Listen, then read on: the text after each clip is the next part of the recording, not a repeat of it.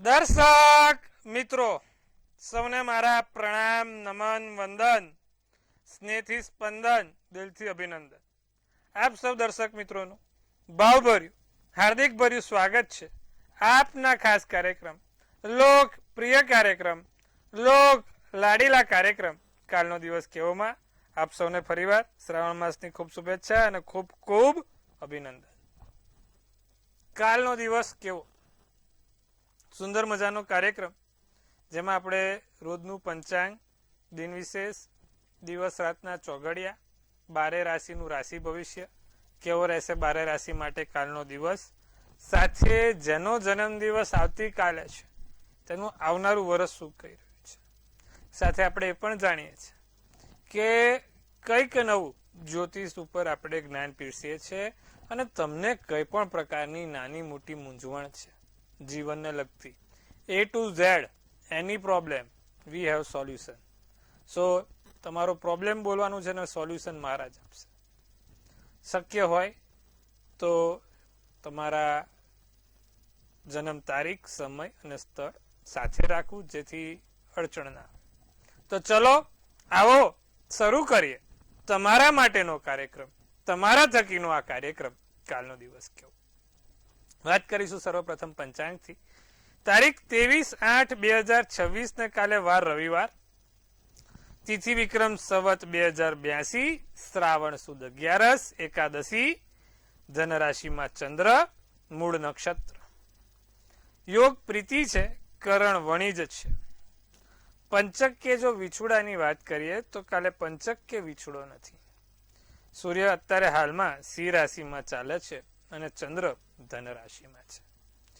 વહેલી સવારનો 6:18 નો સૂર્યોદય અને સૂર્યાસ્ત સાંજે 7:05 નો છે. 3:54 નો ચંદ્રોદય અને ચંદ્રાસ્ત 2:32 નો છે. અભિજીત મુહૂર્ત 12:16 થી 1:07 છે. તો જે રાહુ કાળ છે તે 5:29 થી 7:05 છે. અભિજીત મુહૂર્ત, વિજય મુહૂર્ત, સારું મુહૂર્ત, કોઈ પણ પ્રકારના નાના મોટા કામ કરવા માટેનો શ્રેષ્ઠ સમય જે કહેવાય વિજય ભવ થવા માટેનો, તેને અભિજીત મુહૂર્ત કહેવાય. તો પ્રભુ આ વાત કરીએ આપણે કાલના પંચાંગની. પંચાંગ શું કહી રહ્યું છે? હવે આપણે વાત કરવાની છે આવતીકાલના દિન વિશેષ. દિન વિશેષમાં કાલે પુત્રદા એકાદશી છે, કાલે વીર પસલી પણ છે, કાલે 11ની સમાપ્તિ મોડી રાતે સવારના 4:24 તારીખે થશે. એટલે આખો દિવસ કાલે એકાદશી રહેશે. હવે આ એકાદશીના દિવસે એમાં પણ શ્રાવણ માસ છે અને એમાં પણ અત્યારે તમે જો તો ભગવાન કૃષ્ણ હિંડોળા કરે છે. માટે ભગવાન કૃષ્ણને તમે સરસ મજાના હિંડોળા કરો, ભાવભર્યા હિંડોળા કરો, ભગવાન કૃષ્ણની માળા જપો. ઓમ નમો ભગવતે વાસુદેવાય, ઓમ નમો ભગવતે વાસુદેવાય ની માળા જપો. ભગવાન કૃષ્ણને તમે દસમ સ્કંદનો અધ્યાય સંભળાવો, બહુ જ સારો. દસમ સ્કંદનો અધ્યાય તમારા માટે બહુ સારો છે. કાલે પીપળે જળ ચડાવવાનું રાખજો, લાભ થાય. એકાદશી છે, શક્ય હોય ત્યાં સુધી કાલે તમારા પિતૃઓ પાછળ જેટલી પણ ભગવાનની પિતૃઓ માટેની માળા ઓમ નમો ભગવતે વાસુદેવાય છે, વિષ્ણુ સહસ્ત્ર નામાવાળી છે. તો એ બધું થઈ શકે તો કાલે સારું લાભ થશે.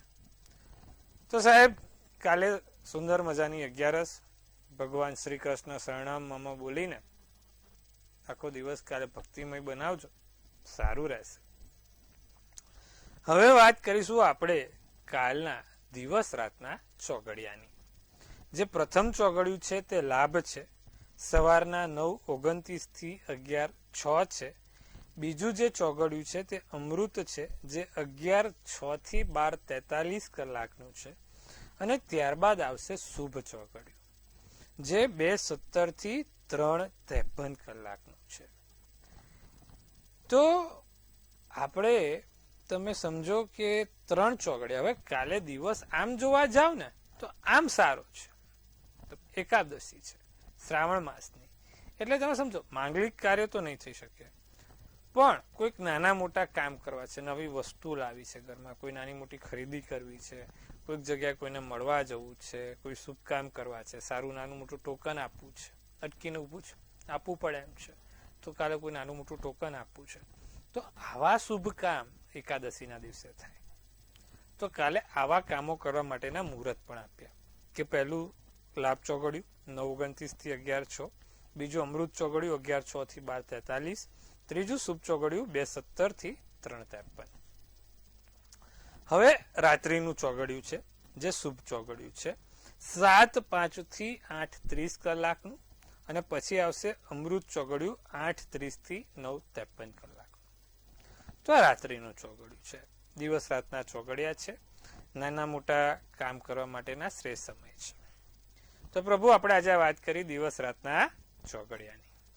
હવે આપણે વાત કરવાની છે આજના વિશેષ અને રસપ્રદ મુદ્દા ઉપર. આજનો વિશેષ મુદ્દો એવો છે શેઠ કે ઘણા લોકો મને એવું કહે છે કે મહારાજ મારી કુંડલીમાં પરદેશ ગમનના યોગ છે, અને પાછું એક નહીં, એ લોકોને 10-12 જગ્યાએ ફરવું, 10-12 કન્ટ્રી ફર લેવી છે, સમગ્ર વિશ્વ જોઈ લેવું છે. તો કઈ કુંડલી સ્ટ્રોંગ હોય કે માણસને વિદેશ ભ્રમણ કરાવે, 10 થી વધુ કન્ટ્રી, 15 થી વધુ કન્ટ્રી ફરવાના યોગ થાય, નાની મોટી જગ્યાએ અને યાત્રાઓ ચાલુ જ રહેતી હોય.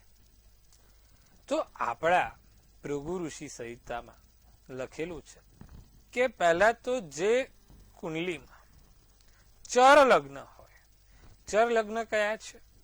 તો ચર લગ્ન મેષ, મેષ પછી કર્ક, કર્ક પછી તુલા, અને તુલા પછી મકર. એટલે કે 1, 4, 7 અને 10 જો પહેલા ખાનામાં એટલે કે લગ્નના ખાનામાં આ 1, 4, 7 કે 10 એટલે કે મેષ લગ્ન હોય, કર્ક લગ્ન હોય, તુલા લગ્ન હોય કે મકર લગ્ન હોય, અને એમાં 2 થી વધુ ગ્રહો બેઠેલા છે, લગ્નના સ્થાનમાં જ બેઠેલા છે, તો માણસ 100%, 1001% 5 થી વધુ કન્ટ્રી ફરે. તમે સમજો 5 થી વધુ દેશો ફરે.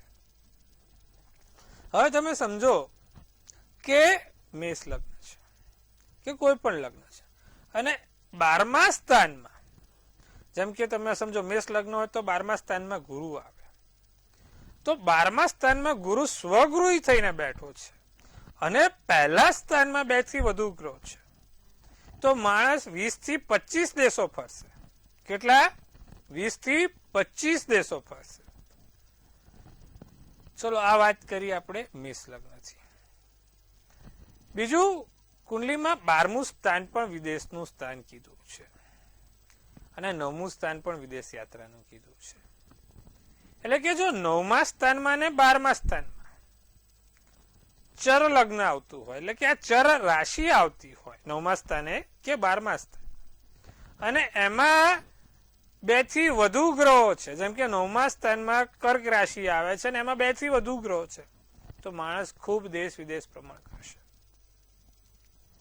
12મા સ્થાનમાં ચર રાશિ આવે છે, અને એમાં 2 થી વધુ ગ્રહો છે, 4 ગ્રહો હોય તો સાહેબ એ માણસ 100 દેશો ફરી લે. સાંભળજો, જો તમારા 9મા સ્થાને કે પહેલા સ્થાનમાં કે 12મા સ્થાનમાં 4 ગ્રહો બેઠેલા છે, 4 ગ્રહો, તો માણસ ઓછામાં ઓછા 100 દેશ ફરે. કેટલા? 100 દેશ ફરે. 4 ગ્રહો જોઈએ, પણ એના માટે 4 સળંગ ગ્રહો બેઠેલા હોવા જોઈએ. પહેલા સ્થાનમાં હોય, 9મા સ્થાનમાં હોય ને 12મા સ્થાનમાં હોય, પણ એક જ ચર રાશિના જોઈએ. ફરી વાર, ચર રાશિ એટલે મેષ, કર્ક, તુલા અને મકર. નંબરથી યાદ રાખવો તો 1, 4, 7 ને 10, તો 100 થી વધુ દેશો ફરે સાહેબ. અને તમે સમજો 9મા સ્થાનમાં 2 ગ્રહો છે ચર રાશિના, 12મા સ્થાનમાં ચર રાશિના 2 ગ્રહો છે, તો પણ માણસ 50 થી 70 દેશો ફરે.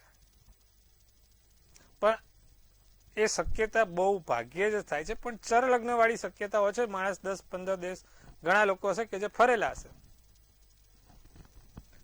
તો આ વસ્તુ છે સાહેબ વિદેશ માટે. કાયમી વિદેશ સ્થિર થવું હોય તો કયા ગ્રહો જોઈએ? તો કાયમી વિદેશ સ્થિર થવું હોય તો ચર લગ્ન જોઈએ, અને 9મા સ્થાનમાં ને 12મા સ્થાનમાં મિત્ર રાશિ હોવી જોઈએ. જેમ કે તમે સમજો કે 9મા સ્થાનમાં આપણે મિથુનનો બુધ છે અને 12મા સ્થાનમાં કન્યા રાશિનો શુક્ર છે, તો બે મિત્રો રાશિ થઈ, તો એ માણસ 100% કાયમી વિદેશ રહે અને સારી જગ્યા રહે, કારણ કે બંને શુભ ગ્રહો છે, બુધ અને શુક્ર. અમુક લોકો તમે જોજો વિદેશમાં જઈને નાના ગામડામાં બસાવ કરતા હોય છે, અને અમુક લોકો વિદેશમાં જઈને મોગા સિટીમાં સારામાં સારી જગ્યાએ રહેતા હોય છે. તો એ પણ જોવાય. જો 9મા સ્થાને 12મા સ્થાનમાં પાપ ગ્રહ છે, તો માણસ નાના ગામડામાં કે નાના ટાઉનમાં રહેશે અને ત્યાંનું જીવન વિતાવશે. પણ 9મા અને 12મા સ્થાનમાં શુભ ગ્રહ બેઠા છે અને બંને મિત્રો રાશિના થાય છે, તો 100% માણસ વિદેશમાં ખૂબ સુંદર જગ્યાએ રહેશે. 9મા સ્થાને ચંદ્ર છે અને 12મા સ્થાને શુક્ર છે, તો એ માણસ દરિયાની નજીક, દરિયાની સામે, કાં તો પાણીની નજીકમાં જ તેનું ઘર હોય, એટલું પણ આપણે જાણી શકીએ જ્યોતિષના માધ્યમથી. 9મા સ્થાનમાં કર્ક રાશિનો તમે સમજો કે ભાઈ કર્ક રાશિનો ચંદ્ર છે અને 12મા સ્થાનમાં તુલા રાશિનો જો શુક્ર છે, તો માણસ 100% એનું ઘર કેવું આમ આલીશાન હોય, દરિયા કિનારે હોય, કાં તો કેનાલની આજુબાજુમાં હોય, કાં તો એ વિદેશની વાત કરું છું, અને વિદેશમાં આમ ખોલે ને બારી બારણા કે એના ઘરથી નજીક દરિયો દેખાય, નદી દેખાય, પાણી દેખાય, આવું છે. તો સાહેબ, આજે આપણે વિદેશના જે લોકોને મોહ છે, વિદેશનો મોહ હોવી જોઈએ, કારણ કે તમે સમજો કે જેટલું ફરશો, એટલું ચરશો, એટલું તમારામાં જ્ઞાન વધશે. દેશ વિદેશ ફરો તો ઓટોમેટિક તમારામાં અમુક સમજ શક્તિ આવવા લાગે. તેમાં કાંઈ ખોટું પણ નથી, પણ મહેનત કરવી પડે અને તમારા ગ્રહોનો સાથ આપવો પડે. મારે ત્યાં એવા લોકો છે, કરોડોપતિ છે, પણ ભારતની બહાર જવું બી નથી, ખુશ છે, આવું છે. તો ચલો, આજે વાત કરીએ આપણે દેશ વિદેશની. હવે વાત કરવાની છે આપણા કાર્યક્રમનો જે વિશેષ મુદ્દો છે, કાલનો દિવસ કેવો, 12 રાશિ માટે કાલનો દિવસ કેવો રહેશે, તેની શરૂઆત કરીએ. પ્રથમ 6 રાશિને લઈશું. પહેલા મેષ રાશિથી વાત કરીશું. કામનું દબાણ રહ્યા કરે મેષ રાશિને, બાકી કાર્યો ઉકેલાય, મન પ્રસન્ન રહે, વાતચીતમાં બહુ સંયમ રાખવો, ધીરજ રાખવી. ભૂખરો શુભ કલર શુભાંક 2 છે. વૃષભ રાશિ દિવસ સારો, યાદગાર રહી શકે છે. નવી પ્રવૃત્તિ થાય, નવા કામ થાય. બિનજરૂરી વિવાદ ટાળજો. શક્ય હોય તો આપણે વૃષભ રાશિ કાલે કોઈની જોડે કારણ વગર વાદ વિવાદ નથી કરવો. વ્યાપાર વિસ્તરી શકે છે. પોપટી શુભ કલર શુભાંક 7 રહેશે. મિથુન રાશિની જો વાત કરીએ તો બોલવામાં વિવેક રાખજો. ચિંતામાંથી મુક્ત થાવ. વેપારના પ્રયાસો આગળ વધશે. મહત્વપૂર્ણ બાબતોમાં ધૈર્ય રાખજો. કેસરી શુભ કલર શુભાંક 5 છે. બાકીની 3 રાશિની વાત કરીએ. કર્ક, સિંહ અને કન્યા. અભ્યાસમાં પ્રગતિ થાય. તમારી જોડે કોઈ કપટ ના થાય તેનું ધ્યાન રાખજો. પૈસાની લેવડ દેવડમાં સાવધાની રાખવી. છેતરપિંડી થવાની યોગ છે. સોનેરી શુભ કલર શુભાંક 6 છે. સિંહ રાશિ વાળા બિલકુલ હિંમત હારવાની નથી. કાલે જે પણ થશે, જે થશે સારું જ થશે. વિચારવામાં સમય ગુમાવવાનો નથી. પરિશ્રમમાં વિશ્વાસ જાળવાનો છે. મહેનત, અથાગ પરિશ્રમ એ સફળતાની ચાવી છે. મહેનતથી તમે ચોક્કસથી તમારા લક્ષ્ય તરફ વધી શકશો. બદામી શુભ કલર શુભાંક 9 છે. કન્યા રાશિને પત્ની તરફથી કોઈક નાના મોટા લાભ થતા જોવાય છે. સારું છે, પણ પત્નીને પછી તમારે થોડુંક આપવું પણ પડશે. ખોટું બોલવાનું ટાળજો. ખુલ્લી આંખે સપના જોજો, પણ સપના સાકાર થાય તે માટે મહેનત પણ કરજો. દિવસ સારો અને ઉત્તમ છે. ભૂરો શુભ કલર શુભાંક 8 છે.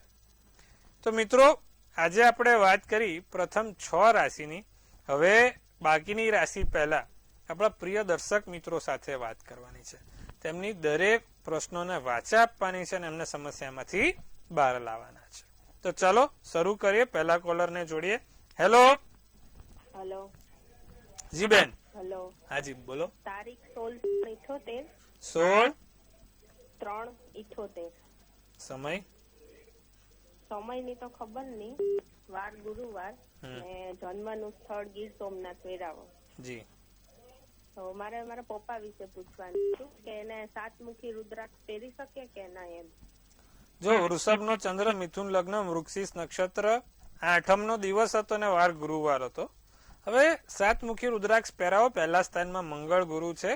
ચોક્કસથી એને સારું રહેશે. સોમવારના દિવસે શ્રાવણ સોમવારમાં પહેલા સોમવારે લાલ દોરામાં પહેરાવજો, કારણ કે મંગળ છે ને એટલે એમને લાલ દોરામાં પહેરાવજો, સારું રહેશે. શિવ પંચાક્ષર સ્તોત્રનો પાઠ બોલે અને એની પર લઘુ રુદ્રનો અભિષેક કરાવીને પછી ધારણ કરાવજો, સારું રહેશે. અન્ય દર્શક મિત્રને જોડીએ આપણે. હેલો. હાલો. હાજી. કૃષ્ણ. જય શ્રી કૃષ્ણ બેન. જય મહાદેવ. આપણે દત્તાત્રેય ભાઈ છે, એમને 15 વર્ષ પહેલા કંપનીમાં છૂટા કરી દીધા છે, તો એમના બાકી રહેલા પૈસા ક્યારે આવશે? અમને ઘરનું મકાન. એમની જન્મ તારીખ બોલો બેન. એનો જન્મ તારીખ છે 8 નવેમ્બર 1962. સમય? જન્મ સમય રાતના 2:30 વાગે. જન્મ સ્થળ બરોડા. હવે જો જે પ્રમાણે એમની કુંડલી બને છે ને, 6 શનિ કેતુ ને 12મે મંગળ રાહુ. 12મે મંગળ રાહુ હોય ને એટલે શત્રુઓથી હેરાન કરે ને, એમાં કર્ક રાશિનો છે, ચાલે છે ને લાંબો કેસ, અને 6 શનિ કેતુ છે. સમજવા જેવી બાબત છે. છુપા શત્રુઓથી બહુ હેરાનગતિ છે ને. એક કામ કરો, મંગળ શનિની સમસ્યાનું નિવારણ લાવો. દર મંગળવારે હનુમાનજીને એક આંકડાની માળા, દાડમ અને કેસરી બુંદીનો લાડુ ચડાવે, અને દર શનિવારે શનિ મહારાજને સરસ્યાના તેલ, 7 લવિંગ અને 7 કાળા અડદ ચડાવે. આટલું કરે, ચોક્કસથી એમને લાભ થશે. વહેલી તકે એમને આ કોર્ટના કજિયામાંથી બહાર નીકળશે અને ઘરનું ઘર પણ થઈ જશે. અન્ય દર્શક મિત્રને જોડીએ આપણે. હેલો. હેલો. હાજી બોલો. જય શ્રી કૃષ્ણ. જય શ્રી કૃષ્ણ. મારી બેબી માટે પૂછવું છે. જી બોલો. 23/12/79 એનું ભવિષ્ય કેવું છે? એના સસરાની જગ્યા છે, વેચાતી નથી, એટલે એના માટે શું કરવું? એમને નહીં, સમય બોલો. સમય બોલો. સમય સાંજના 7 થી 7:30.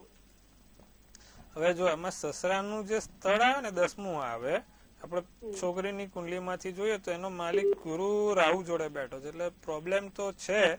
છોકરીનું કરિયર ખરેખર એમ જોવા જાવ તો સારું છે, પણ એક એને છોકરીને ગુરુ રાહુનો ચંડાલ યોગ છે, જેના કારણે છોકરી કારણ વગર હેરાન થાય છે.